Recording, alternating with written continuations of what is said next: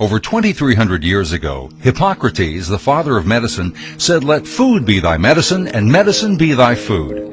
With each passing year, the present-day researchers and scientists are rediscovering the truth of this time-honored wisdom.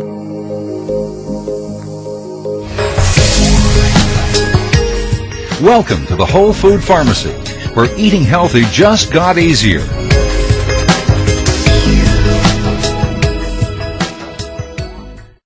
Do you or someone that you know suffer from acid reflux disease, high blood pressure, irritable bowel syndrome, chronic fatigue syndrome, fibromyalgia, migraines, ADD, ADHD, arthritis, diabetes, heart disease, or even worse, cancer?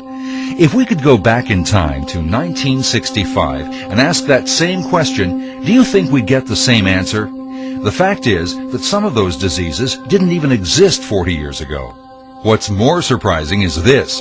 In that same span of time, since 1965, we've also seen enormous advances in medical technology. We have more doctors, we have more hospitals, and we have more pharmaceutical drugs. And what do we have to show for it? The sickliest generation in American history.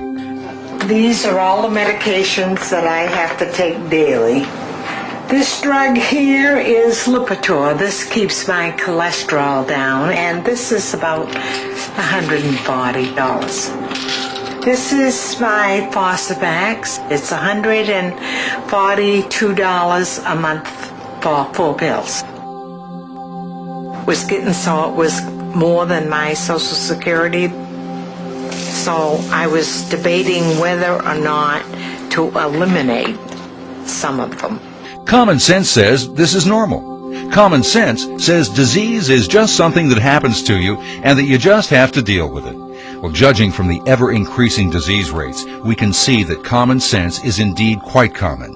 Uncommon sense, on the other hand, is rooted in the intellect. It has the ability to see the bigger picture and to recognize the truth. The processed food industry spends $33 billion per year to convince us and our children that it's normal to eat sugar-laden foods, junk foods, fast foods, and processed foods which typically contain high fructose corn syrup, hydrogenated oils, and trans fats. $33 billion is a lot of money, and advertising works.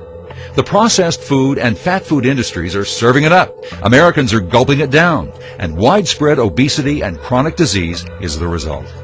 From there, the masses are driven into the waiting hands of the highly profitable pharmaceutical industry.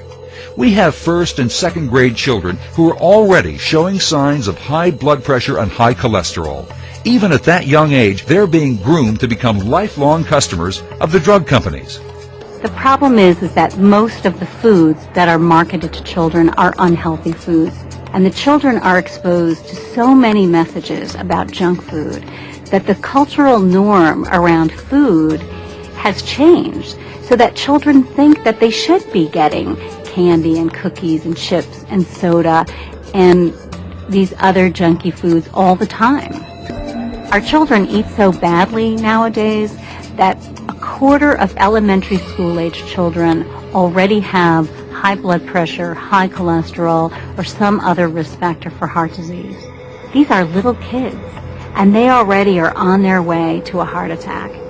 There are thousands of pills that alleviate our symptoms, while the simple underlying causes are ignored. Over 2,300 years ago, Hippocrates also said, "He who does not know food, how can he understand disease?" It's a question that is answered many times over by the increasing disease rates we've grown accustomed to. By 2012, it is estimated that 1/3 of the U.S. population will suffer from diabetes. In our society, the primary cause of diabetes is eating man-made carbohydrates, such as white table sugar, candy, sodas, high fructose corn syrup, pasta, and white flour. For each person with diabetes, the pharmaceutical industry will earn up to $300 per month or more for testing supplies and medications. Imagine 1/3 of the United States, 100 million people, at $300 a month. That's a lot of money. And the simple truth is this. The number one culprit in this fiasco is the American diet. Fast food, junk food, candy, chips, burgers, French fries, and sodas, otherwise known as processed food. All foods fall into one of two categories, whole foods or processed foods.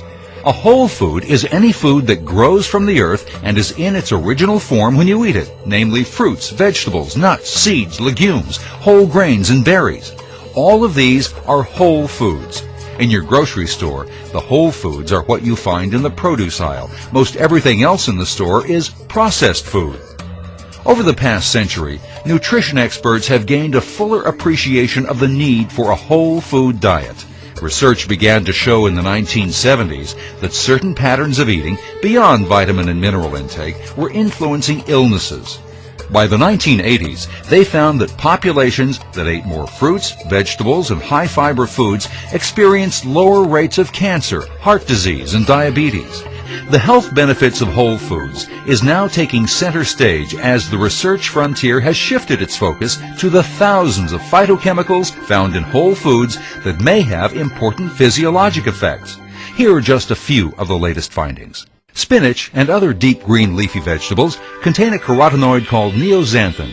Research published in the 2004 issue of the Journal of Nutrition shows that neoxanthin fights human prostate cancer in 2 different ways. Researchers at UCLA recently discovered that curcumin, a spice that's found in curry, kills nearly every cancer cell in the lab and blocks every single step in the progression of Alzheimer's disease. Researchers at the University of California, Davis recently reported that apples and apple juice may help protect arteries from harmful plaque buildup. Citrus limonoids have been shown to help fight cancers of the mouth, skin, lung, breast, stomach, and colon. Researchers at Loma Linda University have found that by drinking 5 glasses of plain water per day, healthy people without any history of heart disease, stroke, or diabetes reduced their risk of dying from a heart attack by 50% or more. All of this was discovered only in the last 5 years. And that's just the very tip of the iceberg. It's all so very simple, but at the same time, quite profound. Whole foods contain the natural nutrients that our bodies can recognize, absorb, and put to good use. After decades of cancer and disease research and billions of dollars spent, every single non-profit health organization in the world is telling us to eat more whole foods.